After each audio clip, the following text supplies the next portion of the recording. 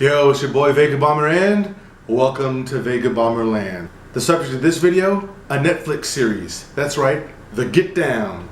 Okay, now, let me just tell you up front, maybe I'm a little biased because I grew up on hip-hop, especially this era of hip-hop. But I'm glad that Netflix brought some kind of programming like this to TV land. I don't even know what to call it, through internet streaming, but it's perfect. This is exactly what I wanted. So let me tell you a little bit about The Get Down.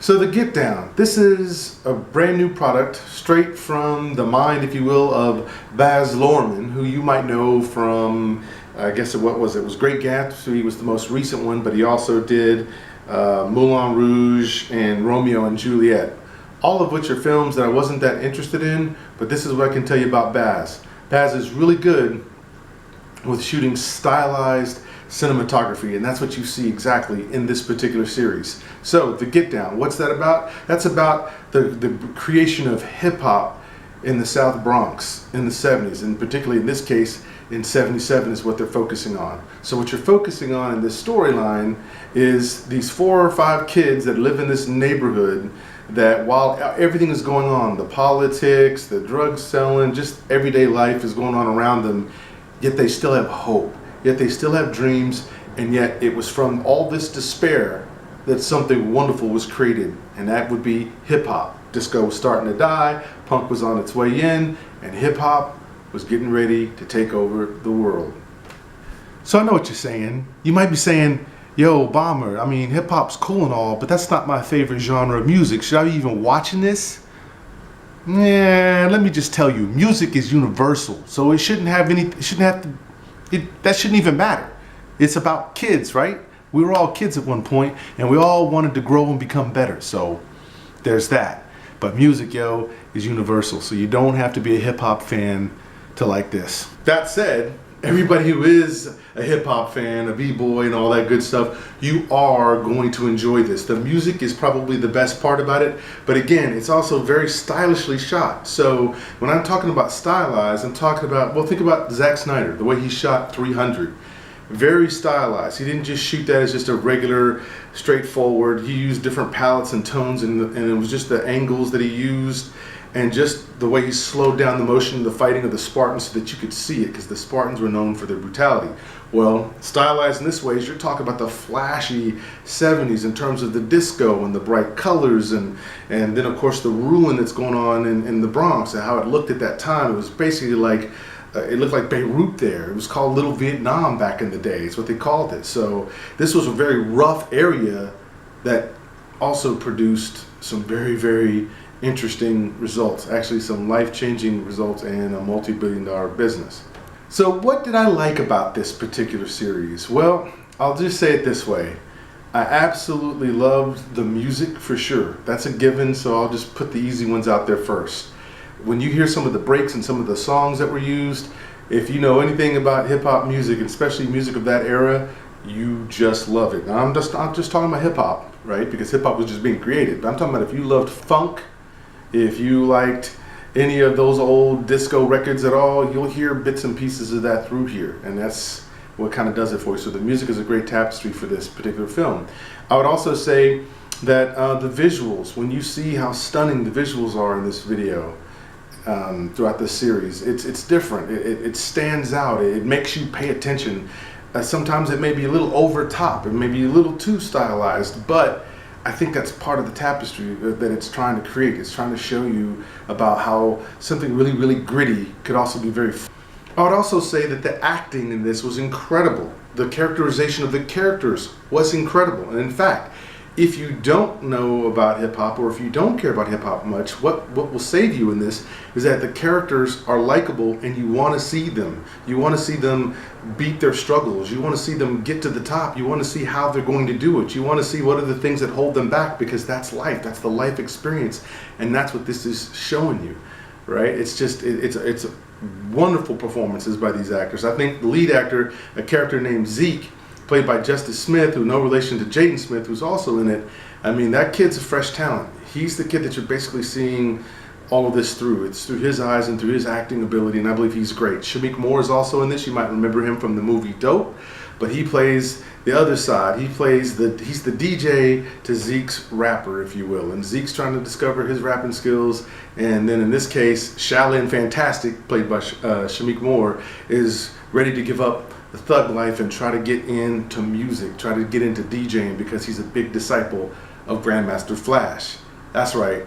And if you're a hip hop head, you know exactly who Grandmaster Flash is.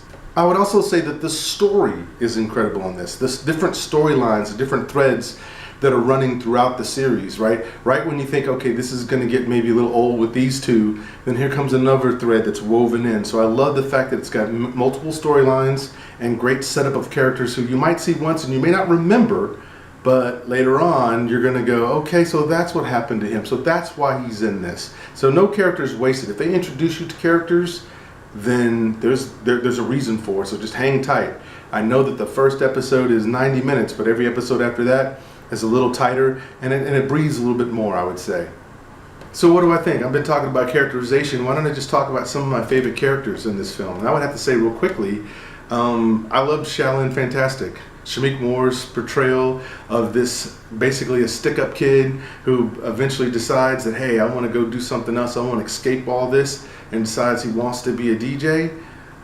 And then, of course, he's already believing his name is Shaolin, so he's already looking at Grandmaster Flash as his sensei, if you will. And I love how the way they shoot this idea of showing you the teacher and the master, which is really an idea of understanding how masculinity kind of gets pushed along to the younger brothers, right? You need the older brothers to be looking out for the younger brothers. And when you see that, then you build this bond. The same thing through friendships. And so that whole piece is shown here.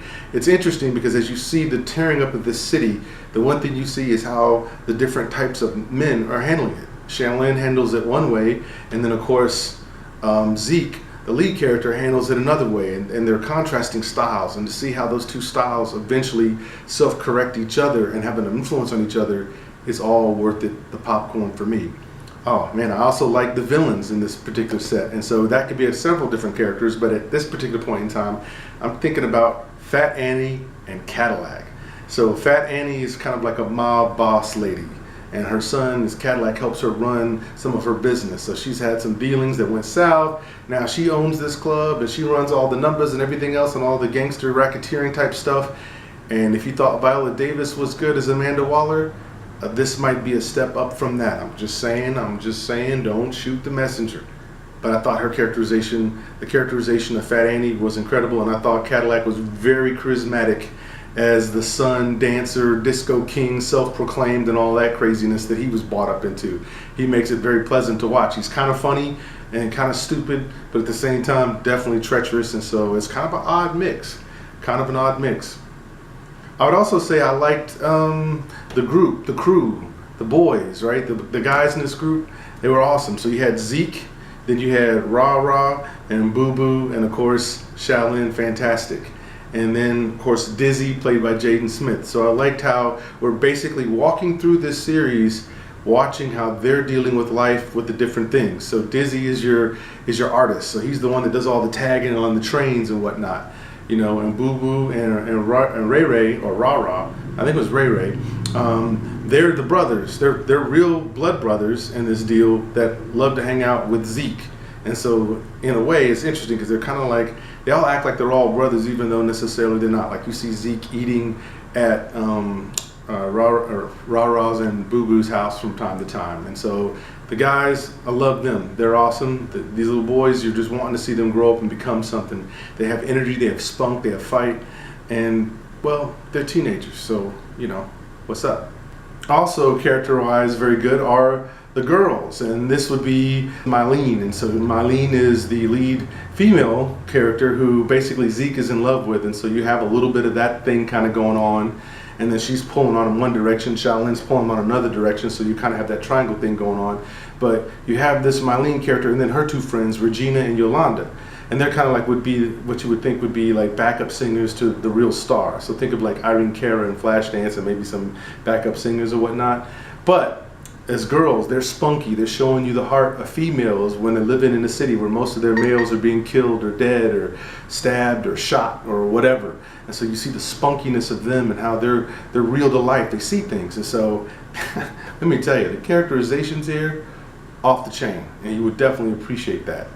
So one other standout character I think is really great in this series is Papa Fuerte, who's also played by Jimmy Smits. And I got to tell you, standout character. Jimmy Smith, those people who don't think that he can necessarily act very well or don't think he has acting chops, watch this series. He plays a good council member who's somewhat crooked, who's also kind of hooked up with the Latino mob. So I mean, he plays a very compelling character in this film and very believable. It didn't seem like he was acting. And then of course there's a couple other sub characters that I think are fun too, like Zeke's stepdad, you know, his aunt's boyfriend or husband, Leon. Now that brother's funny. He has me cracking up. So he plays that father figure that kind of reminds me of Robin Harris in House Party. He's kind of got that same kind of role, and it's kind of interesting and funny at the same time. So if you're thinking it's just all gloom and doom Bronx, not necessarily. You got that going on as well. So all in all, what do I think of this particular series so far? Well, there's 6 episodes. The first episode is the longest one, but it introduces a lot of information. You may even have to watch it a couple of times, so don't just have this on while you're doing something else, because you'll miss a lot of you'll miss a lot of points. You'll miss a lot of threads that are being set up. So you have to really sit down and watch it. 90 minutes. If that scares you, don't let it scare you. It's worth it. Yeah, you're gonna get engaged into the world. It's gonna be dropped in. It's gonna be kind of heavy, but every episode after that picks it right up and keeps going, and it condenses the story down smaller and focuses on fewer characters. But they just got to set it up, yo. So overall, I would just say that this is definitely blowing up. This is a good deal. I'm glad that they made something like this. It's not just the standard, oh, here's a DJ and here's a rapper telling you how life was hard and this is what he had to go through. This ain't 8 Mile or anything like that at all. This is just saying, let's look at the environment which was torn down and how the environment like that could create a multi-billion-dollar business with creativity without even having a whole lot of money. So it's very interesting. And by the way, you history buffs, you'll like it because it shows the blackouts that happened in New York around that time in the 70s, which are big. It also covers the political affairs that were going on at that time. So it's all woven in. So it's not just a story on just these 4 or 5 kids. It's also showing you the tapestry of the world that they live in. And for that, I think that is incredible. There will be a season 2, but it won't start till next year. But I think this one is jumping out the gate good. So what do I think? Should you watch this series? Is it as good as Stranger Things or maybe a series like Breaking Bad that was on AMC? I will say yes. This is a very cogent, competent series. Now, you may not like everything about it, but that's okay. There's nothing out there that's perfect. There's no series that's perfect, but this one hits more than it misses. And to me, I think it's right on beat and it's right on time. And so if you're definitely a music fan, and especially, not exclusively, but especially if you're a hip hop fan, I know you will enjoy the Get Down. Let me quit. Oh, yeah, definitely. I need to quit that noise. Yeah, crack.